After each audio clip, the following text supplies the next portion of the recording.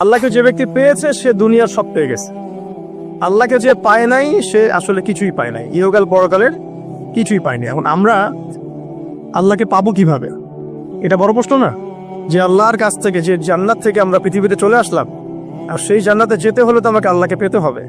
আল্লাহকে পেতে হলে আমার কি কি করণীয়, খুব শর্ট করে আমি কয়েকটা পয়েন্টস আপনাদেরকে শেয়ার করছি। 1 নাম্বার, আল্লাহকে পেতে হলে অবশ্যই তার নবী মুহাম্মদ সাল্লাল্লাহু আলাইহি ওয়াসাল্লামকে অনুসরণ করতে হবে।